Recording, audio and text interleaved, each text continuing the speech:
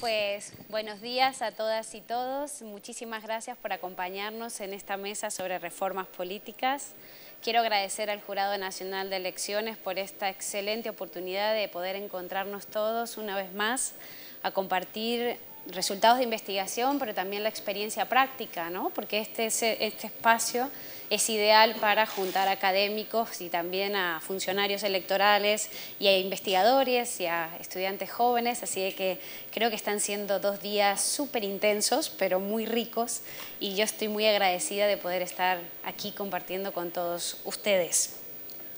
Lo que yo quisiera hoy comentarles son los primeros avances de un proyecto de investigación que estoy comenzando en el Instituto Iberoamérica de la Universidad de Salamanca con un equipo de investigadores y estudiantes que tiene como objetivo pensar, trabajar, conocer, explicar el contenido y el ritmo de las reformas electorales, políticas electorales en América Latina, en 19 países, entre 1978 y 2014.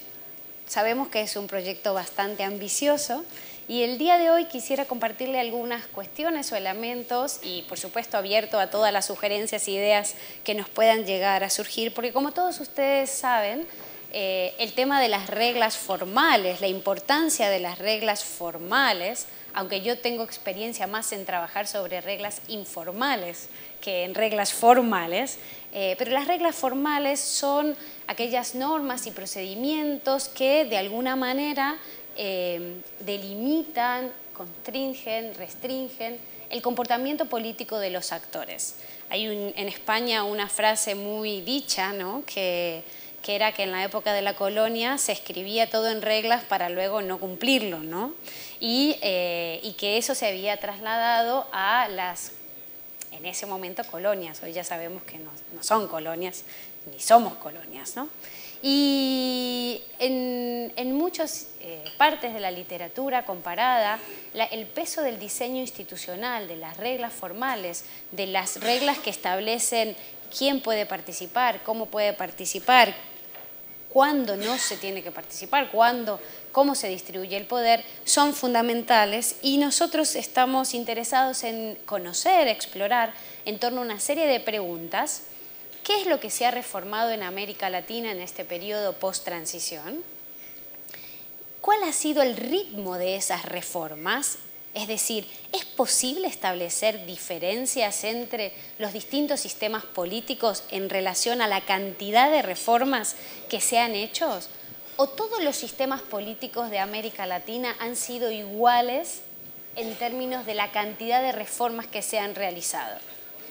Queremos saber cuáles son las motivaciones que han llevado a los políticos y políticas a hacer esas reformas, porque creemos que las reformas de alguna manera cristalizan las preferencias de los actores involucrados. Los contenidos de las reformas de los diferentes actores de alguna manera te están diciendo cuál es la percepción que tienen esos actores sobre el poder, sobre cómo tiene que estar distribuido el poder y cuáles son las expectativas respecto a esta distribución del poder. Por tanto, nos interesa saber qué se ha reformado, cómo se ha reformado, cuáles son las motivaciones que impulsan esas reformas y también, y aquí lo más interesante, los efectos de esas reformas. Y por eso el título de mi presentación tiene que ver con reformas políticas y de alguna manera fortalecimiento institucional. La gran pregunta que nos deberíamos hacer, un poco que estamos en Perú, a la experiencia de lo que ha sido el desarrollo político y los cambios que ha tenido Perú en los últimos años, es en qué medida esas reformas políticas o las reformas políticas fortalecen la democracia. En la cátedra que el profesor Nolen dio esta semana aquí, hablaba constantemente de la continuidad, de lo importante de la continuidad de las políticas públicas. Si ustedes perciben a las reformas políticas y electorales como una política pública, uno lo que podría pensar es que cuanto más estable sea esa política pública, cuanto más estable sea, cuanto más sea el tiempo que esa política pública esté vigente, el conjunto de incentivos que tienen los actores al momento de competir, va a permanecer estable. La manera en que se distribuye el poder desde las reglas, luego ya está la competencia, la manera en que se restringen las opciones van a ser más estables. Por tanto, va a ser más previsible. Y por tanto, podríamos pensar en que haya un mayor enraizamiento de las reglas en la sociedad. De ahí de pensar que cuanto más estables sean esas reglas, más institucionalizados, al menos normativamente, deberían estar los sistemas de partidos y los partidos políticos. Bueno, lo que queremos saber es si esto es así en América Latina o si nos tenemos que cuestionar algunos de estos presupuestos. La investigación parte de 5 supuestos que no quiero aburrirles, pero que no puedo seguir adelante si no se los cuento, ¿no? 1, las reglas formales importan, y si quieren algún día con un café les cuento mi experiencia con el cambio de la cerradura de una sede de un partido político en un país andino, para que no ganara una directiva del partido que no querían que ganara, y como las reglas formales, en este caso del partido, decía que la elección tenía que ser un sábado a la mañana en la sede del partido, le cambiaron la cerradura para que no se hiciera la elección. Y cuando yo se lo cuento esto a mis estudiantes, me dicen, profe, pero entonces las reglas importan. Y bueno, las reglas importan porque hay que legitimar comportamientos. Entonces, como había que elegir una directiva y no pudieron hacerlo en la sede del partido, sino en el bar de enfrente, no valió, no tenía validez, porque las reglas decía que tenía que ser en la sede del partido, ¿no? Pero luego, si quieren, se lo cuento con más tranquilidad. La cuestión es que las reglas importan. Segundo, las reglas establecen el escenario en donde van a competir los actores. Tercero, aunque hay algunos cuestionamientos de que en países en desarrollo, en realidad, las reglas no terminan en todo tiempo de establecer los comportamientos y de reflejar las expectativas de los actores, creemos que el conocimiento por nuestra parte de esas reglas nos ayudan a dibujar mejor el escenario y delimitar el conjunto de incentivos que condicionan o facilitan la competencia. Muchos autores, y entre ellos el profesor Nolen, en algunos libros nos han alertado que los sistemas electorales tienden a ser conservadores, tienden a ir hacia la estabilidad y tienden a ser resistentes al cambio. Y si bien esto es evidente en algunos sistemas políticos, esto parece no ser tan evidente en todos los sistemas políticos, por lo menos en América Latina. Muchos sistemas políticos latinoamericanos han cambiado sus reglas. Y entonces, cuarto supuesto, quiero entender a estos procesos de cambio, procesos de reformas electorales como juegos estratégicos, donde hay actores con preferencias diferentes, que no son esos procesos ni inocentes ni casuales, y que de alguna manera esos procesos interactivos cristalizan preferencias. Por tanto, ir a estudiar las motivaciones de por qué hacemos determinadas reformas nos dará más información respecto a las estrategias de los actores que compiten en ese sistema político. Quinto supuesto, el nivel de cambio, el tipo de motivaciones que tengan estos actores y el contenido de las reformas nos permitirán detectar el nivel de fortaleza de las instituciones, el tipo de interacciones y las dinámicas del sistema de partidos y la manera en que se afecta el vínculo elector-partido. De alguna manera, nuestra hipótesis es que cuanto más estables sean esas reglas de juego, cuanto más enraizadas están en la sociedad, ese conjunto de incentivos va a estar más conocido por todos los actores, las estrategias van a ser más previsibles y con ello más fuertes podrán ser las instituciones y con ello también se incrementa, si quieren, por ejemplo, el vínculo elector-partido y también la dinámica e institucionalización del sistema de partidos. ¿Qué estamos haciendo? Porque quiero dejar los resultados de, si te parece, que voy a dejar los resultados de la investigación para mi segunda intervención. Entonces, voy ahora a contarles qué es lo que estamos haciendo. Lo que estamos haciendo es recopilar toda la información que hay, en la medida de lo posible, sobre las reformas electorales en América Latina, en 19 países. Estamos sistematizando esta información en un gran banco de datos con un equipo de 10 investigadores y lo que estamos haciendo es una gran foto. Una foto que se va a convertir en una película pronto. Pero ahora mismo lo que estamos haciendo es en una serie de dimensiones, y yo ya les tengo los resultados para 2 dimensiones en particular, una que tiene que ver con la competencia intrapartidista y otra que tiene que ver con la vida interna y la organización interna de los partidos políticos. La tercera dimensión va a ser la gobernanza electoral. Una cuarta dimensión van a ser las reformas políticas más amplias en términos de ampliación de derechos políticos a los ciudadanos o en términos de relaciones ejecutivos-legislativos, que esos no son estrictamente electorales, pero son más amplias del sistema político en su conjunto. Lo que estamos viendo es qué es lo que ha reformado cada uno de los sistemas y nuestra unidad de medida, digamos, es reforma año. Es decir, que cada una de las reformas, alguna de las dimensiones, como hemos operacionalizado estas 2 grandes baterías de temas que tienen que ver la competencia intrapartidista o la organización interna de los partidos, por tanto, si un país ha reformado alguna de las variables que estarían en la codificación de estas dimensiones, nosotros consideraríamos que se ha hecho una reforma año.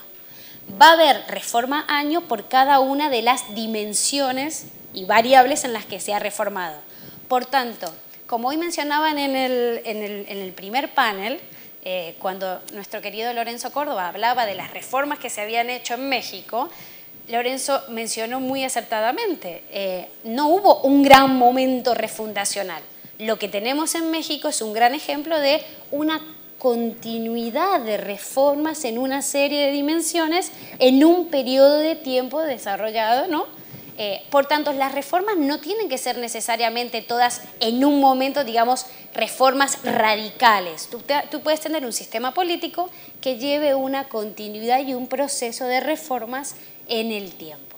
Por tanto, lo que estamos haciendo ahora es codificar y contando reforma año en cada una de estas dimensiones. En mi segunda intervención les voy a contar algunos de los primeros hallazgos que hemos encontrado para compartirlos con ustedes y algunas de las tendencias que en las dimensiones que estamos analizando hemos encontrado en relación al fortalecimiento de las instituciones.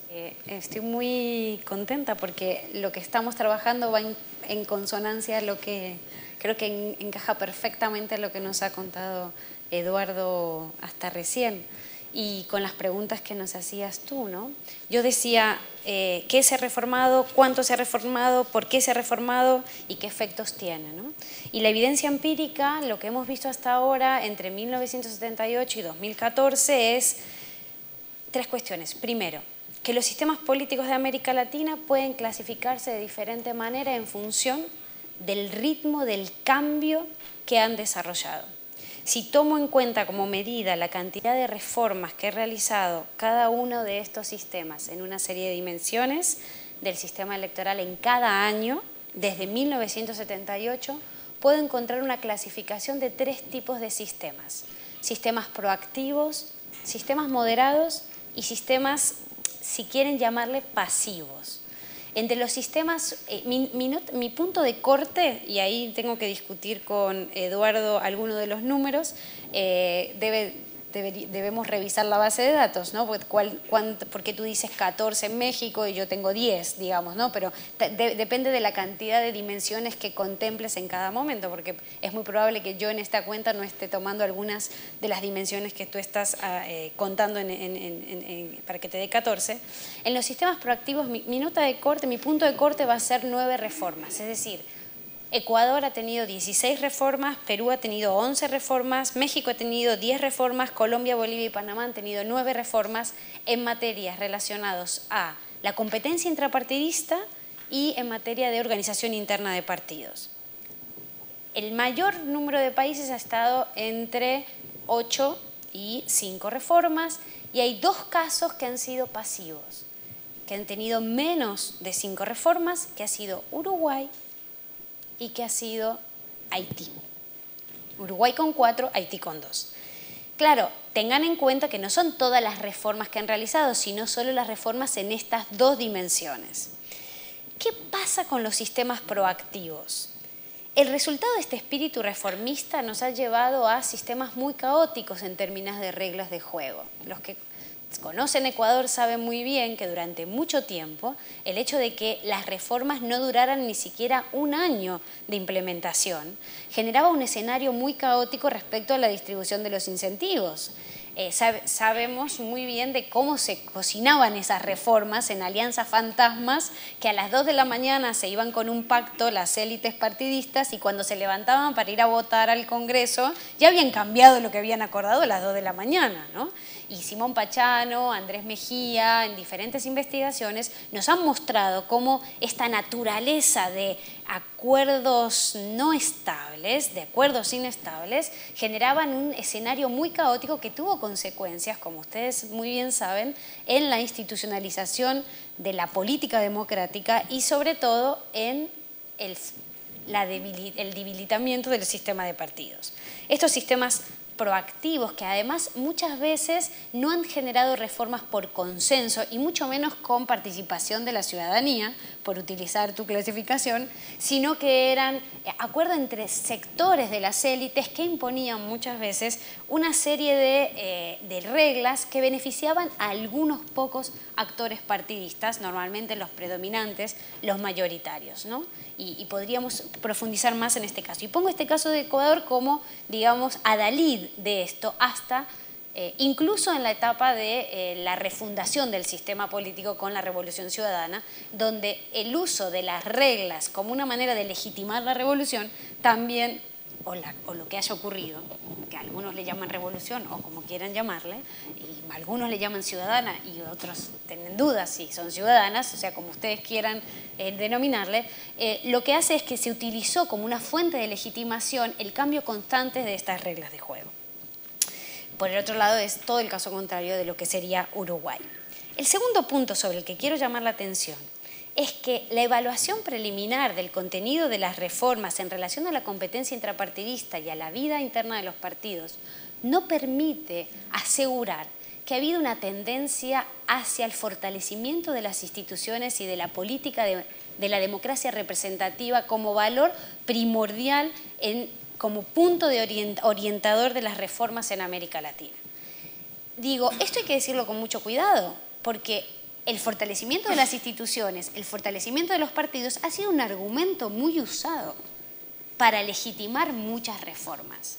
Pero cuando ustedes van a ver el contenido de esas reformas, no necesariamente se puede sostener esto por el tipo de reformas y por la manera en que se negociaron esas reformas. La cuenta me dice que lo que más se ha reformado en términos de competencia partidista tiene que ver con ampliación de derechos.